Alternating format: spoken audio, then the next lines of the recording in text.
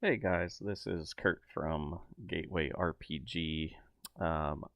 Been wanting to put together a video like this for a while. I've just been dabbling a little bit in playing my game in a Notebook LM by Google, and just wanted to kind of show off what I've been using it for and just kind of do a quick little game run through here. So, if you're not aware what Gateway RPG is, it's a free D20 role playing game system. It's similar to Dungeons and Dragons 5th edition, but it's a little bit more scaled back and rules-lite. So I'm on the page here for itch.io. So if you go to gatewayrpg.itch.io, you'll end up finding my page. And basically, it's a free game, like I said, and you'll have access to all the rule books that I've written. And one of the ones that I've been working through is this AI assisted solo play. So I'm just going to demonstrate that for you right now. You can locate it in its entirety in the rule books and supplement files, and I'll show you what that kind of looks like. So when you download that whole file and unzip it, it's going to look like the same thing that you see here. This is my Drive version of it. But if you go into supplements, you're going to see solo play rules. And then when you go in there, you're going to see this document here, the AI assisted solo play. So what I've done is I'm just going to upload this here. And as you can see here, I'm actually going to play through some alien thematic RPG without using anything else, other source material. So basically what Gateway RPG is, it's also rules agnostic, theme agnostic. So we can play in any genre, anything we want. So the Notebook LM helps facilitate being the game master. And this document, I built in directives for any, Chat GPT, Google Gemini, anything can pretty much pick up the instructions and start playing a solo game as the game master for you. So I'll just show you real quick. Show me your directives. So it's going to read my document here, and it should list out all of the directives that are already built into it. And of course, you can pull up the rule book itself and see those as soon as this loads here. Yeah, so, yep, and this is what it's showing. Looks like it's reading through it. Operational directives. Provide rules as written, core rulebook, solo rules, and the D20 Oracle, which is all included in the source material. Basically, it's just the rulebook for the game with a little bit of the added AI directives for it to read off of. Yeah, here they are. So it's going to prompt you right off the bat, like how you want to set your game up. And I'm just going to demonstrate that right now. So we'll go ahead and we'll just get started here. All right, so we close that out, and yeah, so basically it's kind of giving me an overview of,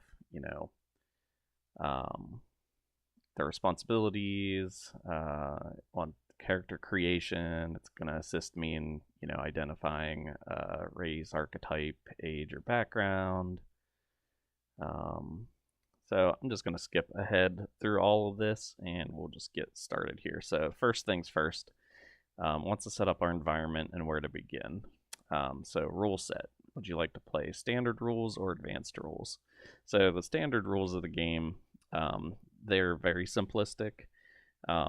Mostly for beginners of any RPG system or tabletop game if you've never played one before. Kind of scales combat down into, instead of doing a lot of math for things or having a lot of skills and different proficiency bonuses, or again, more math. It scales things down to very simple rules. The advanced rules, those get very closer to, Dungeons and Dragons 5th edition rules. You're going to have, higher hit point values. You're going to have like pluses, bonuses to, dice rolls. Your damage rolls are also going to be different die, like 1d6 plus something to, do damage, and a lot of other little tweaks. But again, everything is very scaled down, so even if you're playing standard or advanced, you can still run this in any type of genre. So I'm actually going to go with advanced because I know a lot of people, probably even watching this video, are probably more familiar with Dungeons & Dragons 5th edition. So we'll just go advanced rules. And then starting tempo, do I want a slow burn or would I want to be dropped right in the middle of action? So let's go slow burn. I like a little bit more narrative heavy. And I can even give that instruction here, so narrative focus. Let's see, narrative guidance. Would you like me to conclude each turn with guided options, or would you like the open narrative? I actually like having guided options. That way, I don't really have to keep my character sheet on me. It kind of already knows what my character is, and it'll kind of point me in their like options that I have, proficiency bonuses, what's going to give me advantage, yada yada. So we'll just go with that guided options. Character creation method, again, we could build the thing collaboratively through different conversation, or I could have it just randomly generate my traits and backstory from some of the oracles that are already in there. So let's go ahead and have it randomly generate some things, but I can just instruct it to change the things I don't really like what it's generated. My character using the tables. And then I'll give it a little bit more instruction. If you've used Gemini before or NotebookLM, you'll notice that naming conventions is kind of not its strong suit. So you'll see that it might give me names like Kaylin Voss or Alara if it's a female character, Elias Thorne. So just, you can have it re-roll off of as many names as you want, or if you have a name in mind. But I've also got a table in the book for a roll table to roll first and last names using that. So I'm just going to instruct it to do that.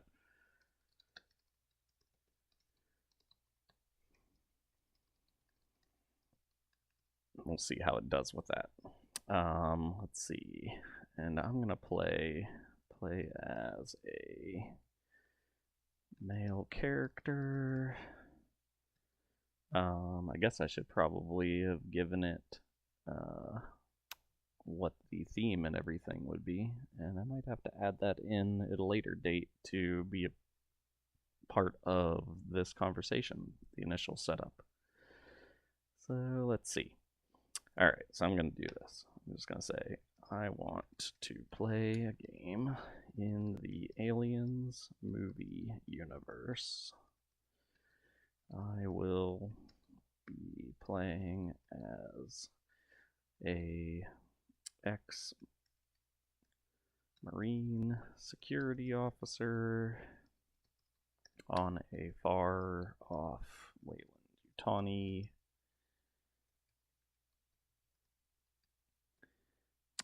colony world.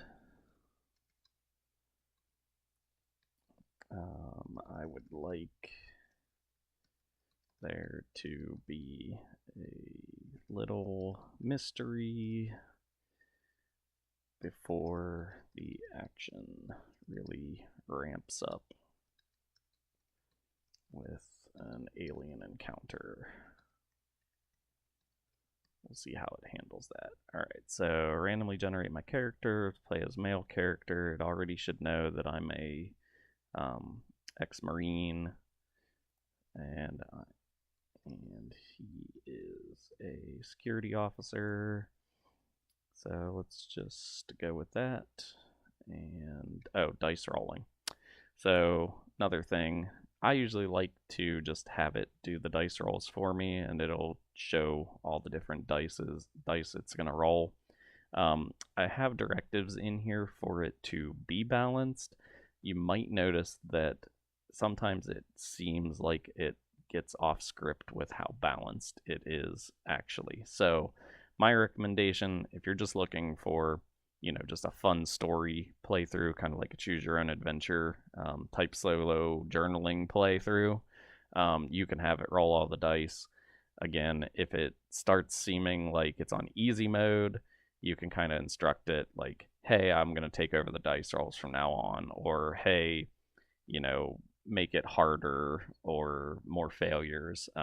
It seems to work that way, but we'll just test it out here. I'm just going to say, roll all the dice for me.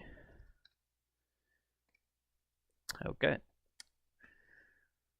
So it should start churning through. And the other source I provided here was just the USMC technical manual. It's a PDF that came out a while ago, and it just has a lot of the aliens equipment and other things involved, and that'll just kind of help it. Yeah, see, it's already got like M41A pulse rifles, service pistol.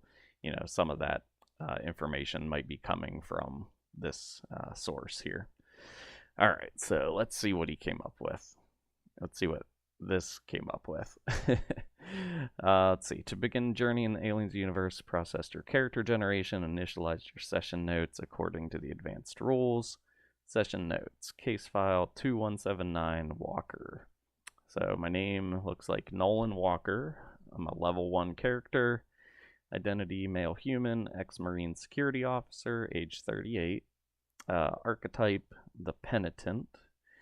So I'm driven by guilt over a past failure during colonial strike breaking operation, seeking a redemption in the fringes of space. Okay, so my armor class is 12. That's based on my dexterity saving throw trait. Hit points, it's calculated those out as 17. So it looks like I have a proficiency in Constitution, which when you roll up your hit points at the beginning, when you're proficient in Constitution, it rolls a d10 and then you add 10. So did all those calculations right according to the rules. My proficiencies, it looks like I'm good at Strength and Constitution as far as saving throws. My attack skills are in ranged weapons, which makes sense. And my other skills, athletics, intimidation, perception, survival, and investigation. All right, so that all sounds good to me. My deficiencies. So just one thing you're going to notice here. So proficiency means basically anytime I have a dice roll, if I'm proficient in it, I'm going to roll 2d20 dice and take the highest. So it's basically the advantage rolls from Dungeons & Dragons 5th edition. Same goes for deficiencies. So anything that's a deficient trait, you're going to roll 2d20 and take the lowest roll. So it looks like saving throws for intelligence and skills, not very deceiving. History is not the greatest, and performance. So I think everything looks good as far as my character. Yeah, that hit points is good. And then you'll see in here, it hasn't really given me any stats for my weaponry. I could ask it to, but when it gets into combat, it probably already actively knows what each of these are going to do. All right, so world integration, hometown. It's giving me a backstory. So it looks like Red Lake Field, Aurora 510, Dust Choke Settlement, known for its simmering salt layers that make long-range tracking a nightmare. Key relationships, so rolled up a random NPC, probably from my table. Captain Patrice Reigert, looks like she's retired. Walker's former commanding officer, well, it's a man actually. He still carries the weight of the Cristobal mission, where she resigned in protest. A choice he wasn't brave enough to make at the time. And personal quest, some sort of file, Kasulka file. Whoops. Walker is secretly tracking rumors of a missing recon squad, specifically his old friend Lieutenant Corporal Jim Kasulka, who vanished near Zeta Reticuli. Ugh, can't talk. Alright, so looks like it just gave me some stuff. So again, as you're going through your campaign, this is just going to be like a quick one-shot just to demonstrate and just have a little fun playing through a story. So I don't really need to know any of this stuff right now. Special abilities, so it looks like it's kind of given me some special ability options. It kind of randomly came up with these. So Gateway RPG doesn't really have a set list of classes and specific special abilities. You kind of can free fly a lot of that stuff, like, and work with a game master to do that. So that's basically what it's doing right now. So it's saying, like, you know, hey, if you're a tactical marine, you know, you're able to read the battlefield. So as a bonus action, you can gain advantage on your next ranged attack roll this turn. So, you know, certain abilities that you can utilize.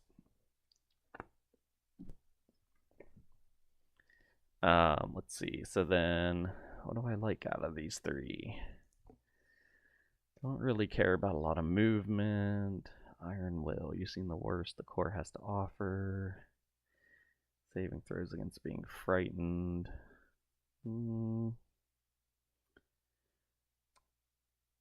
Yeah, let's go with Iron Will. That sounds good.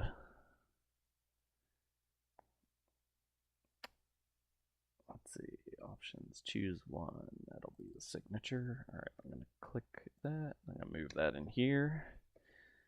That's gonna be part of my response because it looks like there's other things I'm gonna be asked to respond to. All right, so here's the prologue. Here's where we're starting the game. So the Shadow of the Spire. The setting is Surrier 430, a remote Wayland-Yutani owned mining colony in the Eridani sector. The atmosphere is tense and ominous, a persistent low-frequency hum from the massive atmosphere processors vibrates to the floor of the late-night cantina. Outside, the yellow toxic mists of the planet's surface swirl against the reinforced quartz window. You're sitting in a corner booth, your M41A pulse rifle magnetic locked to the table's underside.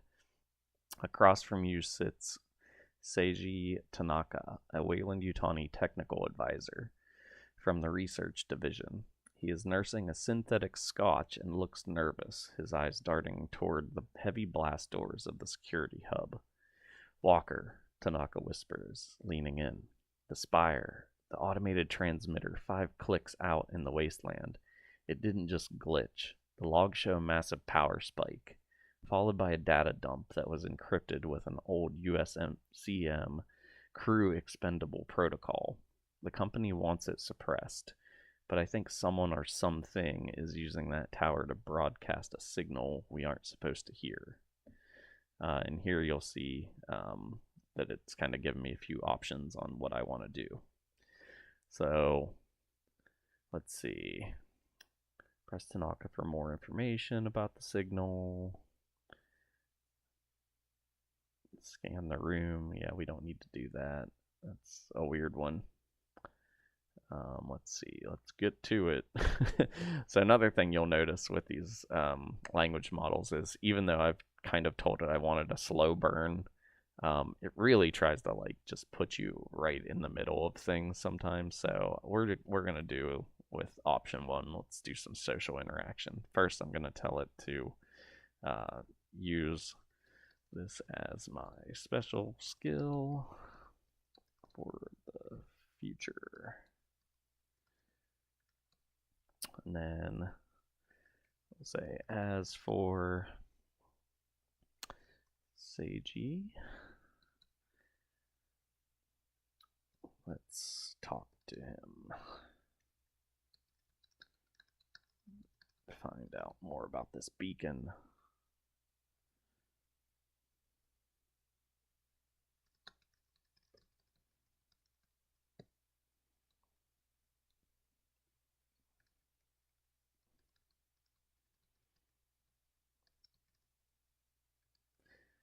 So I'll ask him, like, when did you find out about this? Let's see what we've got here.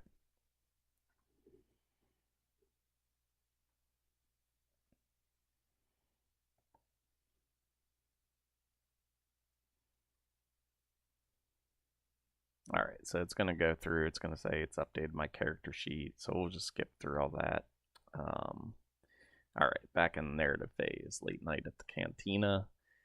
Seiji Tanaka flinches as a heavy gust of toxic yellow mist slams against the cantina's reinforced quartz windows. He looks at his drink, then back at you, his voice barely audible over the low hum of the Surrier 430 atmosphere processors. Mechanical check. All right, so I guess it's making me roll like a charisma check to press him for more details. So check to press for details. It's setting a difficulty class at moderate. And since I'm neutral, I don't have a proficiency or deficiency. It's just rolling a straight d20 and taking that result. So looks like it rolled a success. So here we go. About 3 hours ago, Tanaka whispers, his hands shaking slightly. I was scrubbing the relay logs during the shift change at the hub. The Spire's automated handshake failed for exactly 12 seconds, the same interval as those old acoustic distress beacons. When I looked at the source code for the disruption, I found Special Order 937 flag. Walker, that's a crew expendable directive from the main Wayland-Yutani Corps on Gateway. It means the Spire isn't just malfunctioning, it has been hijacked by a company protocol to receive something they don't want the Colonial Militia or the USCM to interfere with. He drains his synthetic scotch in one gulp. If the company is using our transmitter to basket a signal from the deep wasteland, they aren't planning on letting any witnesses leave this rock. Okay, so that sounds pretty bad. Off the top of my head, I'm a little kind of confused because, I mean, obviously, this wouldn't be a normal thing happening. There's a distress signal going out. But I guess why would it even go out? Years ago, plenty of time for him to notice he's talking to an ex-Marine.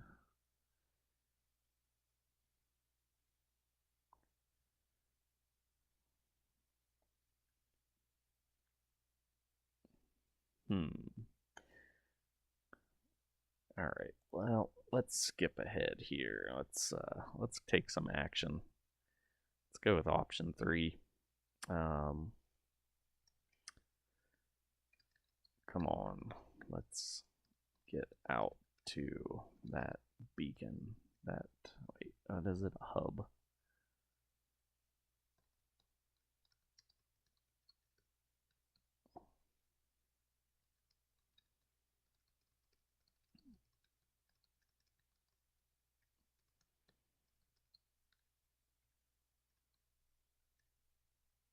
Inform them. Okay, so I'm going to say for him to call in the rest of the team and inform them they are on standby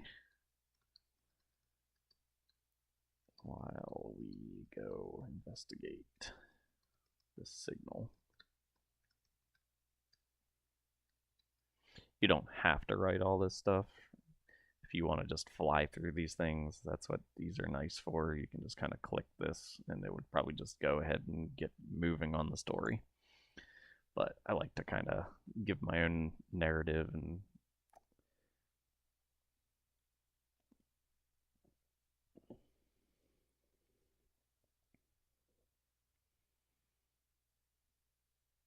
okay, so Walker, you stand up from the corner booth, the magnetic lock on your M41A pulse rifle disengaging with a sharp metallic clack.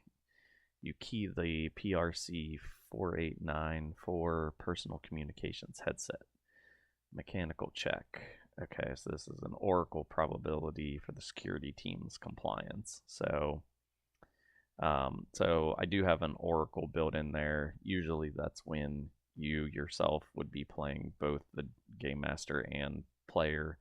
Usually you'd ask like questions where, is there a security team, or am I in charge of a security team, and would they comply with my order? So it's rolling a likely to succeed possibility on this table, and that means that they roll the 2d20 and take the highest. And it's given me, I'm a ranking security officer on shift, and here's the results. I rolled an 18 and a 5. Outcome 18. So on that roll, it's a yes. You'll see that table itself has yes, yes, and no, no, and yes, but, no, but. So it's kind of puts in minor complications or other major complications or major opportunities. So you'll see that come up. All right, so he says, copy that, Walker. The voice of Corporal Jenkins crackles through your earpiece. Miller and O'Neill are on high alert. We're holding the perimeter at the hub. Weapons hot, but staying under the radar. Don't take too long out there. The atmosphere processors are groaning like they're about to give up the ghost. You lead a trembling Seiji Tanaka out of the late-night cantina and into the yellow sulfurous mists of Surrey 430. The toxic air hisses against your M3 personal armor. You reach the colony's primary security hub, a reinforced bunker vibrating with the low-frequency hum of the colony's fusion core. Parked in the loading bay is your ticket into the wasteland. A Daihatoi Tai, oh my gosh, sorry, a Daihatoi tractor. Its massive armored wheels are coated in salt dust, and its pressurized cabin is rated for the most hazardous environments the Eridani sector can throw at you. Walker, wait, Tanaka says, pausing at the tractor's airlock. If we go out there, we're leaving the safety of the colony's internal sensor grid. Out at the spire, the only thing between us and whatever is sending that signal is 5 inches of steel and your rifle. Okay, so what do you want to do? Let's see. Use the hub's high-gain terminals to run a quick triangulation on the signal before you leave. You want to know if the spire is broadcasting to something out in the wasteland.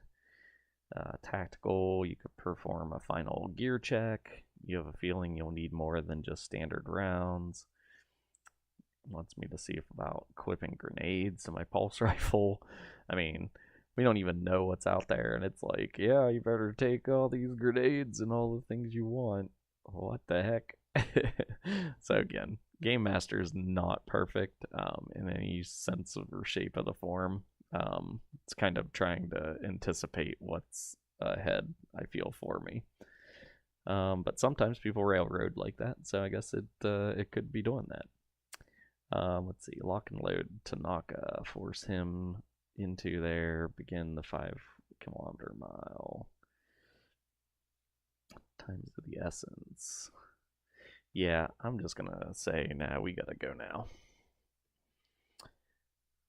I'm just gonna say, we don't even know what is out there.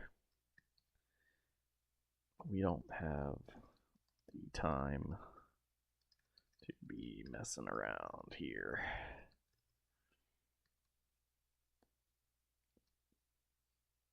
Option 3, I'll just do that.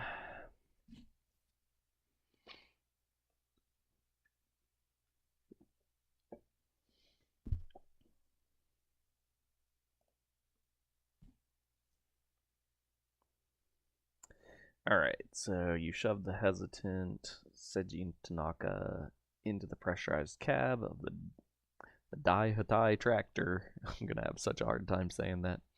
The heavy airlock door sealing with a pressurized hiss that cuts off the groaning of the colony's atmosphere processors.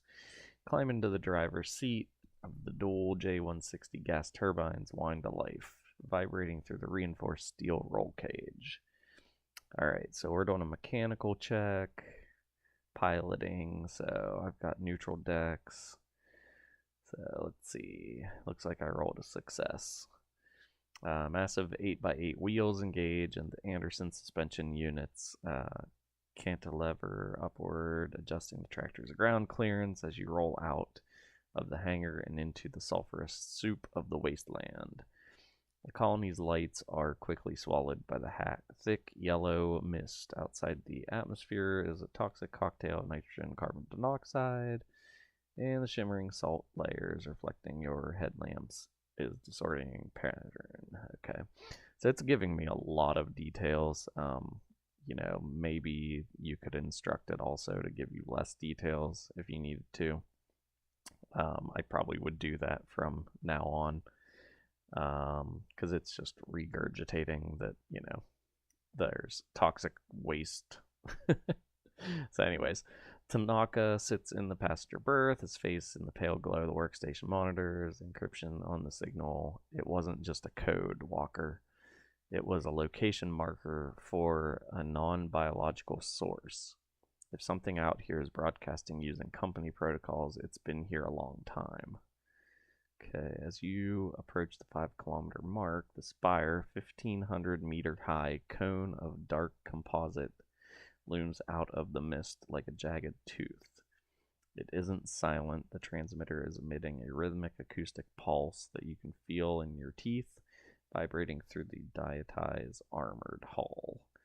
Your motion tracker pings once, a soft, low-frequency contact, roughly 50 meters ahead, near the spire's maintenance hatch. It's moving slowly, rhythmically, and it's big. Okay. Let's see. Yeah, I was thinking about halting and then seeing if I could get a visual on it.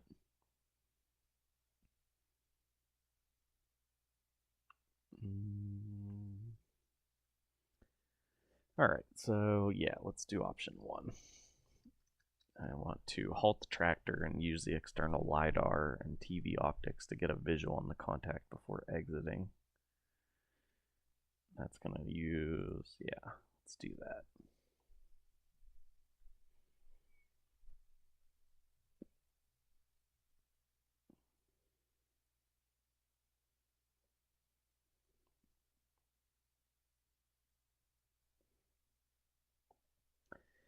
You bring the diatonic tractor to the grinding halt. The Anderson suspension units hissing. Yeah, see, it's just giving me regurgitating the same stuff here. So I'm going to go ahead and, let's see, activate the external TV optics, workstation monitor in the cramped cabin, flickering as the high gain magnification cycles from 4 times to 20 times. So this is a mechanical check. I'm doing an investigation. So looks like I'm rolling advantage because I'm proficient. So I rolled a 16 and a 7. So I'm taking the 16. That's a success because the difficulty was 12. And again, you'll see that it's probably always going to roll a success no matter what we do. So I do recommend using your own dice rolls or going out of this LLM and doing just another, computerized dice roller somewhere else if you don't want to roll physical dice. All right, so success. Through the swirling yellow mist, the spire's base comes into sharp focus. The contact the motion tracker pinged isn't a biological creature in the traditional sense, at least not a mobile one. The spire's heavy titanium maintenance hatch has been completely encrusted in a thick, semi-translucent secreted resin. The resin is dark, almost black, and it pulses with a slow, rhythmic light that matches the acoustic pulse you felt earlier. You notice a massive, blackened power relay cable. The primary feed for the transmitter has been ripped from its housing and integrated directly into the resin mass. It looks like the spire's fusion core is being bled dry to power this organic growth. Well, that's different. Seiji Tanaka leans over your shoulder, his face ghastly in the green glow of the CRT monitors. That's not a glitch, Walker. That's a Special Order 937 biosignature. The signal wasn't a broadcast, it was a heartbeat. Something is using our transmitter as an incubator. Okay, so we've gone gonzo off the rails already with the alien stuff. So that's new. All right, so do we want to explore? Do we want to do some tactical stuff? Let's see. Use tractor's LiDAR to probe the density of the resin mass. No, not really interested in doing that. Yeah, we gotta go in and see what the hell's going on here. Use the long range causes signal Corporal Jenkins and the rest of the security team. Looks like a level 4 biocontamination event. Oh, that's true. Bring in the smart guns. Oh, jeez. Alright. I'm gonna call them, but not to come in. I'm gonna call them in as backup. I call over the comms to Jenkins. Heads up. We have some sort of bio-containment breach going on out here. I suggest you gather a team of smart gunners to head out this way as backup. I'm going in now, but when you arrive, contact me, and I'll update you on my 6.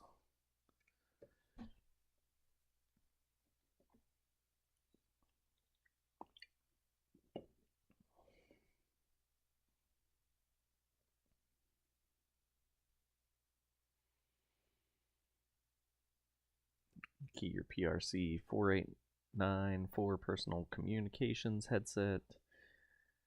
Digital pulse stream struggling to punch through the rhythmic acoustic interference radiating spire. Alright, so it's going to roll neutral on the Oracle. See if they comply. Okay, so looks like your rank grants authority, but the spire's power spike is causing significant spectral pollution. So we got a yes, but minor complication. Copy, Walker. Jenkins' voice is shredded by static. The background noise of the hub's groaning atmosphere processor is nearly drowning him out. I'm signaling Miller and O'Neill. They're breaking out the M56 smart guns now. But heads up, the Spire's interference is bleeding back into the colony's grid. Internal sensors are flickering, and the company's suits are starting to ask why we're mobilizing heavy ordnance for a transmitter glitch. We're moving, but we might be late if internal security flags the tractor's departure. He turned to Seiji Tanaka, who is staring at the pulsing resin through the tractor's reinforced quartz windows. Stay here, Tanaka. Lock the internal bulkhead. If anything that isn't me tries to get in, you use the manual overrides. Grabbing your M41A pulse rifle, you cycle the bolt in the chamber, a 10mm caseless explosive tip round. You cycle the airlock and step out of the Daitai tractor. The transition is jarring. The silence of the pressurized cab is replaced by the deafening low-frequency thrum of the heartbeat. The yellow sulfurous mists of Surrey 430 hiss against your M3 personal armor, and the ground beneath your boots is slick with salt and a thin viscous film of the dark resin. As you approach the maintenance hatch, the resin pulses with a dull, sickly light. It's warm, unnaturally so for a wasteland, suggesting a high humidity environment has been established inside the transmitter's base. Alright, so do I want to use my handheld motion tracker to sweep the area behind the hatch before you breach the resin? Let's see, do I want... Resin looks organic and flammable. I could use my underslung launcher to fire white phosphorus. Okay. Or I could activate my shoulder lamp and use a combat knife to manually peel back a section of resin. biosignature is actually a living organism or just a growth. Yeah, let's do an investigation. Let's walk up to it.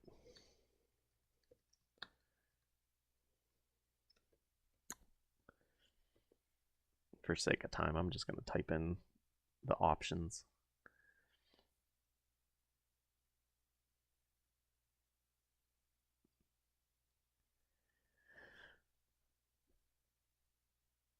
All right. Walker, you reach up and click the toggle on your TNR shoulder-mounted halogen lamp. A piercing beam of white light cuts through the swirling yellow mist, illuminating the dark, glistening mass encrusting the spire's maintenance hatch. You draw your M11 combat knife. The heartbeat is louder here, a rhythmic, low-frequency thrum that you could feel vibrating through the soles of your boots and the handles of your blade. Mechanical check. Alright, so we're doing investigation. I'm proficient, so it rolls the d20s. 2 takes the highest result, which success. Now watch this. This will be fun. Re-roll my dice. So it is a failure. I'm not even going to read whatever it was giving me. Let's just see what it does with a failure.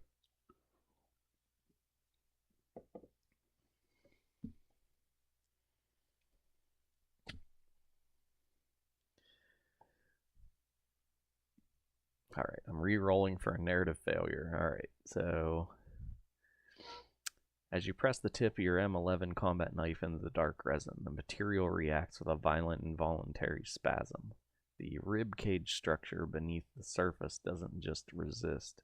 It contracts like a triggered muscle. Your blade catches on a calcified ridge of chitin, and the force of the contraction snaps the knife's tip, sending a jarring vibration up your arm and almost causes you to drop your pulse rifle.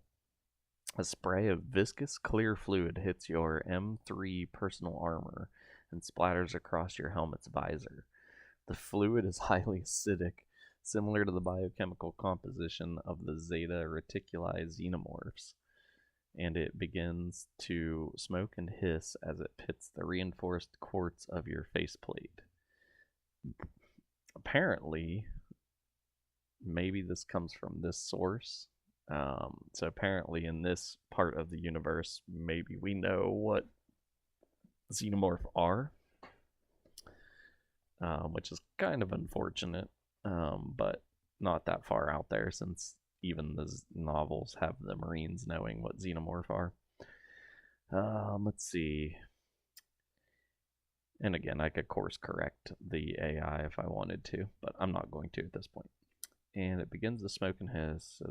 Your vision is instantly obscured by blurring oily film that creates disorienting rainbows in the glare of your shoulder lamp.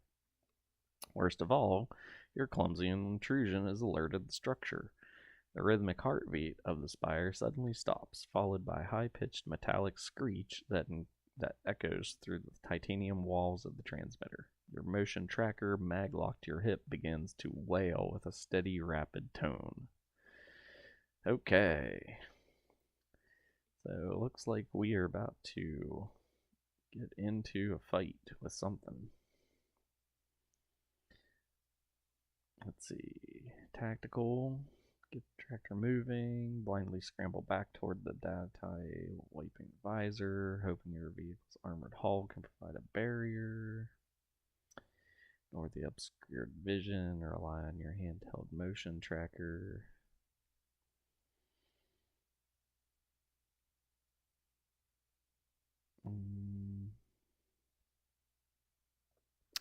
You know what? I'm going to fall back. Let's do option 1.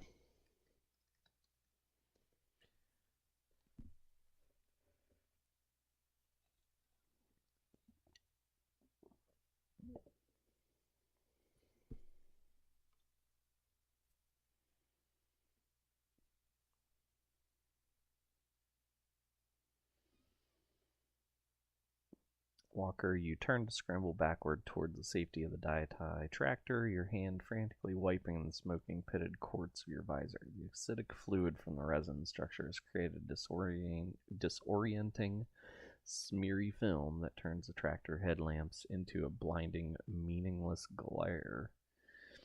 Alright, so acrobatics, DC's moderate. Oh, actually, it's giving me a failure. Wow, look at that. Now it's probably going to give me failures on everything. Because I asked to make a failure one time. We'll see. Narrative phase, blind the mist. You lose your footing on the salt crust, which is now slick with the viscous fluid leaking from the spire's ribcage structure.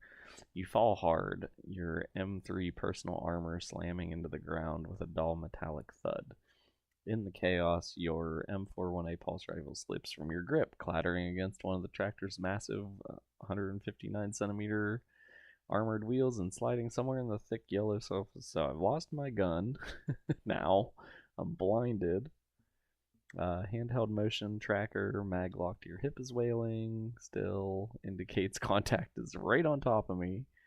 High-pitched metallic screech from the spire is no longer coming from inside the maintenance hatch. It's directly behind you. You can hear the sound of chitinous limbs clicking against the tractor's hull, just inches from your head. Oh, okay. Well, this is good. I might be dying in like 2 seconds now. What do? Desperately sweep your hands through the salt to find my gun and fire blind. Forget the rifle. Draw your service pistol from its holster. And I'm gonna be, yeah, this is gonna be bad.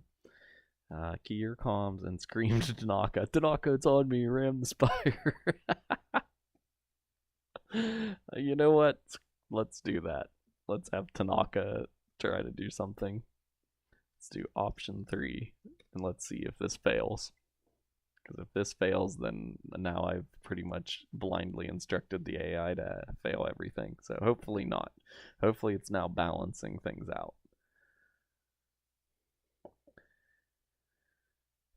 Let's see. Oh, I don't know. The Oracle check, it did. That's probably a failure. Alright, Walker, you key the comms, your voice crackling with the metallic rasp of a man who knows his life depends on a nervous civilian. Tanaka, it's on me. Ram the spire. Open it up and crush this thing. Alright, so the Oracle check. Does Tanaka find the courage to floor the turbines and ram the hive structure? Probability is likely to fail. Tanaka, as a technical advisor, has been trembling and nervous throughout the encounter. Yep, true. And the sounds of the chitinous limbs on the hull have likely pushed him past his breaking point. Yep. So he's rolling a 3 and a 2, so they're taking the 3, and the outcome is a no. So, okay. That I'll give it, because that wasn't an actual skill check. That was an Oracle check. So, we'll see if it gives me a skill check here, or I'll make it give me a skill check and see if it still fails me. Alright, well, that's if I'm still alive. So let's see, narrative phase, sound of silence. Inside the Daitai tractor, you hear a high-pitched whine surge for a split second, but the massive 8x8 wheels never engage. Tanaka's heavy breathing fills your headset, punctuated by the sound of him sobbing. I can't, Walker. It's on the roof. I can hear it scraping. I can't see you. He's paralyzed, his hands frozen on the manual overrides. The handheld motion tracker, your hip, continues to bleep, 0 meters. Above you, a shadow darker than the yellow sulfurous mist detaches itself from the tractor's armored hull. You catch a glint of white light from the shoulder lamp reflecting off a smooth, elongated cranium. A secondary set of chitinous jaws hiss just inches from your pitted visor, dripping with the same clear acidic fluid that is currently eating into your M3 personal armor. Oh yeah, I never did take that off. The creature is fast, its movements a blur of predatory instinct as it prepares to pin you against the salt structure. Alright, so I can do a desperate draw, forget the rifle I lost, draw my service pistol now. I could scramble away desperately under the chassis, or I could do the Marine's last word. Use your iron will to suppress this panic and scream a command override into the comms. Attempting to trigger the tractor's emergical seals to or fire suppression to disorient the beast. Oh, that's interesting. Yeah, no, that's not really a thing that's gonna happen here. Let's, you know what? Let's try to draw my pistol and shoot at it. Now we'll see if I get that failure.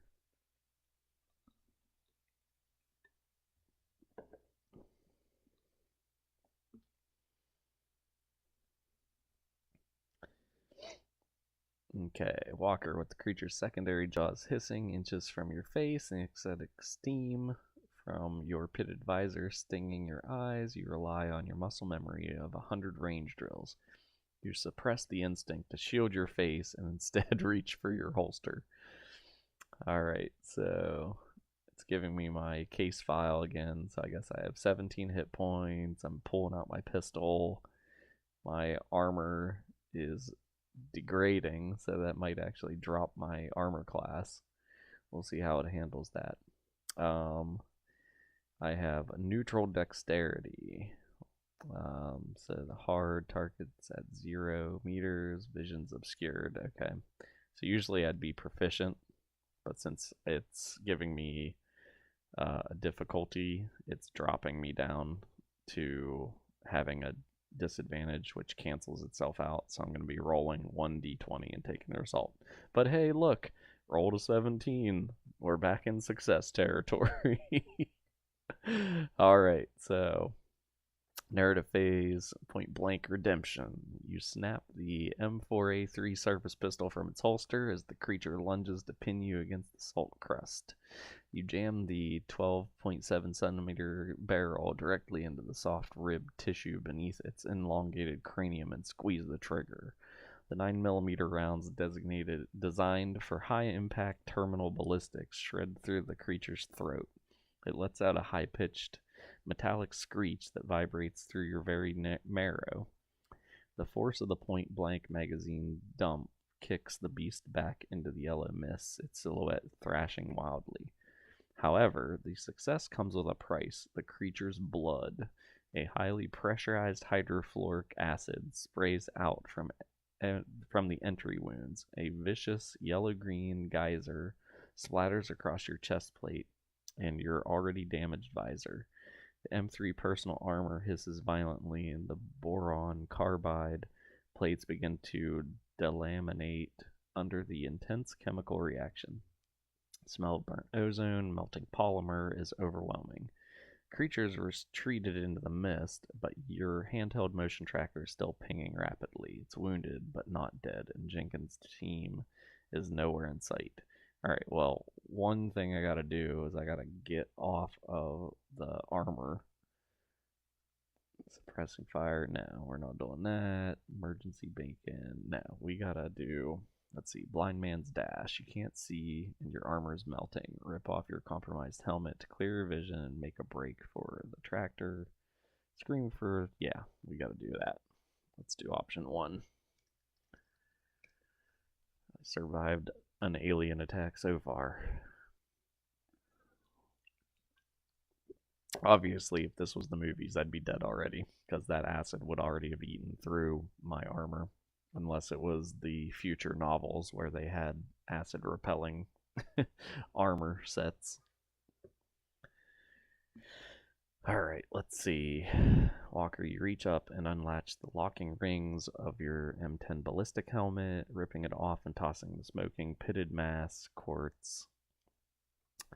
Let's see. Transitions brutal, sulfurous, reducing atmosphere. Let's see. Okay, so now it's wanting me to do an acrobatics check, which it succeeds. And it's doing an oracle check. Does Walker find and activate the manual exterior airlock override before the creature reaches him? Oh, okay. Likely to succeed. As a professional marine, you're intimately familiar with the emergency protocols of Wayland-Yutani heavy equipment. So, yes. Alright, so here's the narrative. You lunge across the slick salt crust, your boots nearly sliding out from under you on a patch of discarded alien resin. You reach tractor's starboard side and punch the recessed emergency panel. With a violent jerk, you haul the manual override lever. The airlock door opens with a mechanical groan that competes with the spire's rhythmic thrum. As you tumble into the pressurized airlock, you glance back. The creature, its throat a ragged mess of black ichor and shredded tissue, is dragging itself out of the mist, its claws furrowing the salt as it hisses in a frequency that bypasses your ears and vibrates directly in your skull.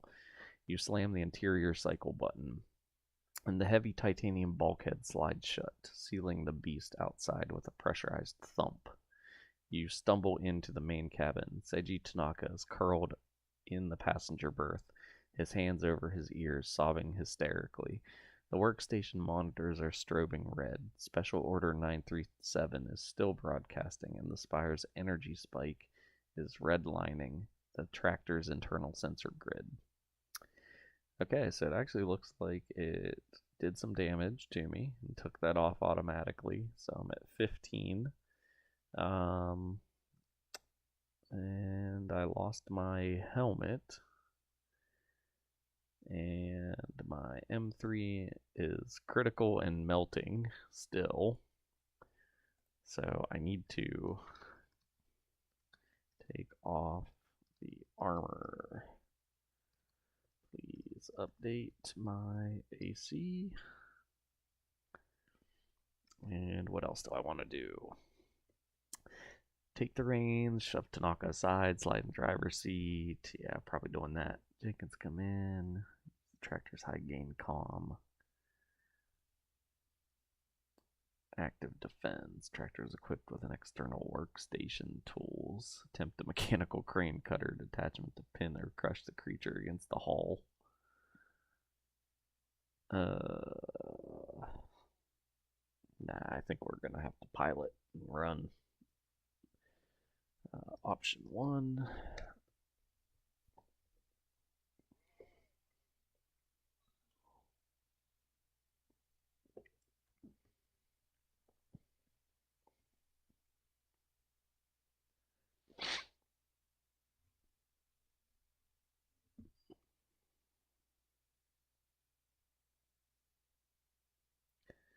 Alright, acknowledging your action, discard the compromised equipment, strip off the sizzling, acid-pitted, on carbide. This will be interesting, because right here, my AC is actually determined by my trait.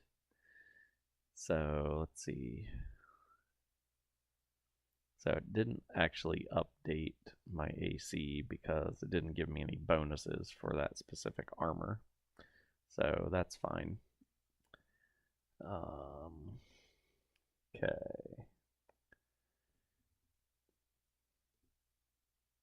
Alright, so shove paralyzed Seiji Tanaka into the rear workstation berth and slide in the driver's seat. The dashboard of the tractor is a strobe of warning lights reflecting Spire's massive power spike. And I hit the gas turbine. See, it's repeating a lot of that same stuff. I might need to update my directives for it, see if there's a way to help with the narrative that it's putting out. Let's see, mechanical check, neutral, so piloting. Alright, so I successfully am piloting this. The massive armored wheels, biting the salt crust. Let's see. Through the reinforced quartz windows, you see the silhouette of the wounded creature lunging at the glass, its claws screeching across the transparent surface before the centrifugal force of the turn throws it back into the yellow mist. Turbines whine, deafening pitch as you floor it back toward the colony. Behind you, the spire fades in the rhythmic, pulsing green glow in the darkness of the wasteland. However, your handheld motion tracker sitting on the dashboard hasn't stopped. The contact at 0 meters is gone, but 3 new high-velocity pings have appeared on your 6, closing fast from the direction of the hive. Oh, great. So there's more than one. Yeah, see, this is where the AI really tries to ramp things up bad. Alright, so I got 3 chasing me. Let's see. Oh, okay. Yeah, that's what I was gonna say. I need to reach out to Jenkins and see where they're at. High gains columns coordinating a meeting point. Yep. Pincher maneuver. Go.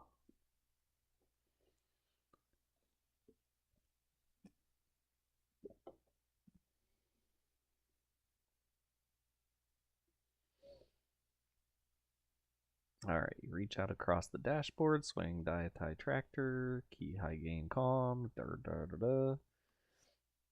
narrative phase, kill zone. Okay, Jenkins, I got 3 skinnies on my 6. High velocity and hungry. You bark over the comms. The J-160 gas turbine screaming in the background as you floor the tractor across the salt flats. Meeting point, waypoint, Charlie. The narrow pass near the processing intake. Miller, O'Neill, deploy those M56 smart guns on the high ground. I'm bringing them in fast. You wait for my flare, then you hose the path behind me. Pincher move now. Copy that, Walker. Jenkins' voice crackles back, clear for once, as the high gain antenna locks in. We see your transponder. We're in position. Miller and O'Neill are locked and tracked on your beacon. Get your head down when you hit the pass. You glance at the handheld motion tracker. 3 pings are less than medium range away and closing with terrifying speed. You can hear the sound of chitinous limbs, dozens of them, drumming against the salt crust like a rhythmic organic stampede. Through the rear view TV optics, you see silhouettes leaping through the yellow mist, their elongated craniums catching the red strobes of your warning lights. You're approaching the narrow intake pass. The tractor's Anderson suspension. Set maximum. Alright. Let's see. Slam the brakes. Clear the pass. Clear static line of sight for the smart gunners. Out the window. Fire the remaining pistol rounds. No, we're not doing that. We need to signal. As you enter the waypoint, activate the tractor's external floodlights, strobe them to mark the targets. Don't trust the team's aim. No, I trust the team's aim. Let's do that. Floodlight. As soon as we dispatch of these guys, I think we'll call it a session there. That's if these guys can actually kill all 3 of these. Alright, narrative.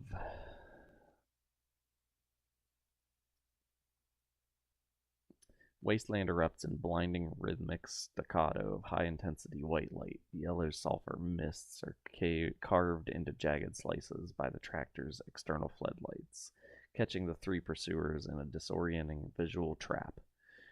Through the rear TV optics, you see the creatures flinch, their smooth craniums reflecting the strobes as they momentarily lose their predatory rhythm in the confusing glare.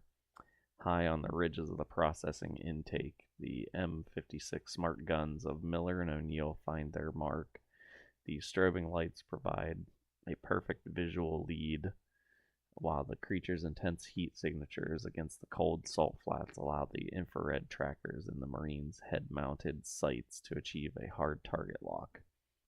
The silence of the wasteland is shattered by the rhythmic mechanical chattering of the smart guns. Because the M56 is slaved to an articulation arm that self-steers towards the target's center of mass, the fire is terrifyingly precise. 10mm explosive tip rounds stitch across the salt flats in perfectly grouped lines, impacting the leading drone and blowing its chitinous torso into a spray of yellow-green acid and black viscera. The other 2 drones attempt to scramble up the walls of the pass, but the smart gunners track them effortlessly. One is punched off the rock face mid-leap, its body cartwheeling into the processing vents, while the third is shredded by the 4-round bursts before it can even hiss. Inside the cab, the handheld motion tracker on the dashboard finally falls silent. The immediate threat has been neutralized. Seiji Tanaka slowly uncurls from his rear workstation, staring out at the smoking remains of the hive drones.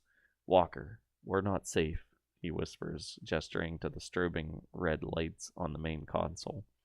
the spire's power spike is still climbing. Whatever we woke up out there, it's still broadcasting that crew expendable signal. Let's see.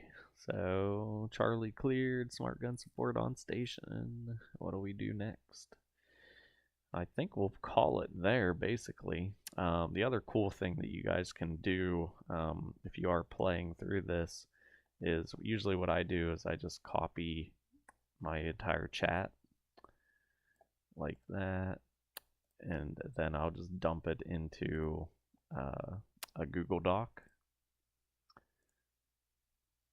And then as soon as I get that file, I'll go dump this in here. Paste. Doesn't really matter if it's formatted or how this looks, but we'll just get that. We'll just call it Alien RPG session. Now that I got that, then I can go back over to my sources here, pull up my drive, recent, find it, insert it. So now it'll retain all the session notes so far, but the other cool thing you can do is I can unselect the other two things, and if I wanted to make a well, we'll just go here, we'll make a slide deck, and I'll just tell it make a graphic novel, no, graphic comic style, no, a comic book with sci-fi art styles of the events that happened in the session notes. And then when you hit generate, then it's going to sit here and it's going to start making the slide deck of our entire session. The other things you can do, it's really kind of fun. You could do a video overview and it'll kind of make up a presentation of the entire session as well. So I'm actually just going to do that here. And then maybe after this video, I'll just stitch the slide deck presentation and the video presentation together. So let's see. Usually what I do, I just come to custom and I'll kind of do the same thing. So we'll do a comic book, and you know what? I'll just say DC comic style for this. Things to focus on. Give the events that happened during our RPG session notes. And we'll do a brief instead of an explainer. That'll be a longer video, but it'll take longer to generate, and I'm curious to see how it does with brief. And if you don't want to put your own, style, you can choose out of all these different ones that they've got. And that's pretty much it. And if you want a podcast overview of it with two people talking about the session, you can do that as well. But yeah, thanks for joining me on this. It was fun to just kind of test out and see how the NotebookLM handles the directives. Looks like there's probably some tweaking that I could do, so I'll probably be testing that out a little bit more, and look for those updates. And if you have an interest, feel free to go and check out my game, Gateway RPG, and that's over at gatewayrpg.itch.io, and that's where it's at. Thanks, and I'll chat with you all later.